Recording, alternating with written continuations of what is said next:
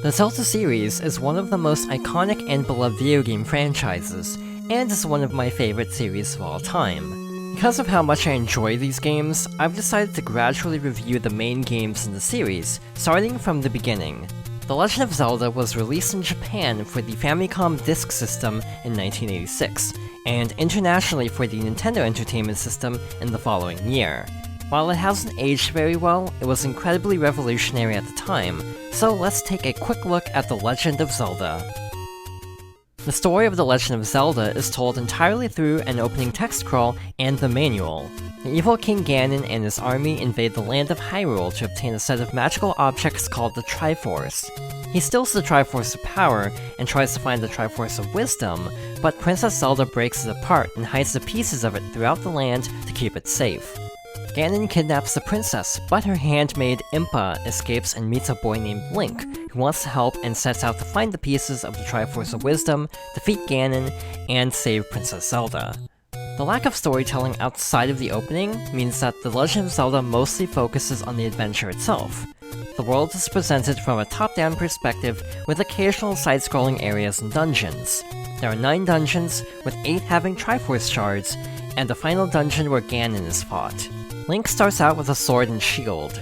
Throughout Hyrule and the dungeons, there are more weapons and equipment, including rings that increase Link's defense, heart containers that increases maximum health, and a variety of weapons like the boomerang and bombs. Regular enemies can also drop items, including hearts or fairies that restore health, stopwatches that freeze all enemies on screen, and money for buying items. The overworld itself is divided into an interconnected grid and is fairly open-ended. It's possible to go to certain dungeons out of order, or find quite a few collectibles before even entering the first dungeon. There are also secret caverns and shops with helpful items or money, so trying to explore thoroughly can be incredibly helpful. This emphasis on exploration also applies to the dungeons, with many optional rooms and alternate paths to the bosses. While being able to explore many areas from the beginning can be fun to a point, there's also very little guidance for the player. Outside of rare hints, The Legend of Zelda requires a lot of trial and error to finish without outside help. Many hidden areas require using a specific item on a precise spot, and quite a few dungeons have difficult fights that can be completely avoided, so I'd even recommend using a guide on the first playthrough because of how cryptic certain parts of the game are. The difficulty is also fairly high, so collecting upgrades as soon as possible, and knowing which areas to avoid make the earlier dungeons more manageable, even if the final dungeons are challenging no matter what. At the very least, there are infinite lives, so dying simply sends the player back to the first screen in the overworld, or to the first room in a dungeon. This was also one of the first console games with a save feature, so it's also possible to save after dying, or by inputting a special button combination on a second controller. After finishing the game, or by entering Zelda as the file name, it's possible to play a tougher version of the main game. Known as the second quest, the locations of certain items and dungeon entrances are different. The dungeons also have different layouts, items, and enemies. Admittedly, as someone who struggles with the main game, I've never finished a playthrough of the second quest, but even the first few dungeons are much more dangerous and tricky to navigate. Beyond the confusing structure of the game, The Legend of Zelda also controls fairly poorly. Movement is limited to 4 directions without diagonal inputs, so simply walking through areas can feel stiff and unresponsive. Having only 2 main buttons on the NES controller also results in having to frequently pause to switch between different items. With how inherently difficult the later parts of the game are, the clunky controls only add to the frustration. Because of how iconic The Legend of Zelda is, it's no surprise that it's been re-released on almost every Nintendo platform. Most modern versions are virtually identical to the original, except for retranslated text. My first playthrough was via the Legend of Zelda Collector's Edition, a compilation for the Nintendo GameCube that was released as a Nintendo Power subscription bonus in North America.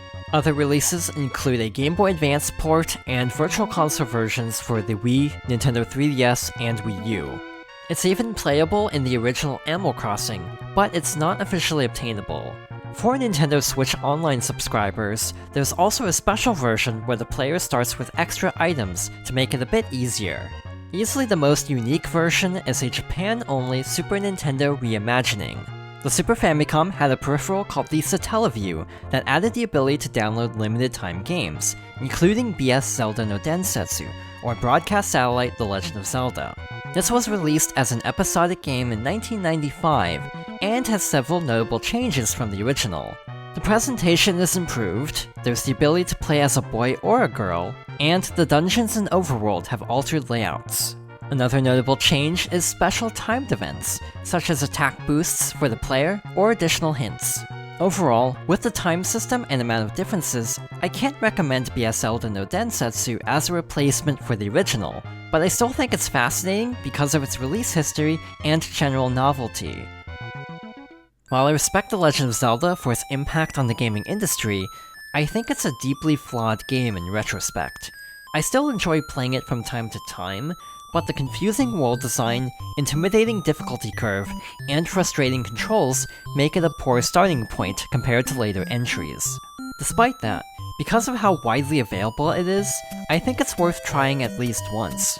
I can't exactly recommend finishing it, especially without a guide, but I find it interesting to see how many series staples were present from the very beginning. In any case, thank you for watching, and next time, I'll likely be struggling through Zelda 2: The Adventure of Link.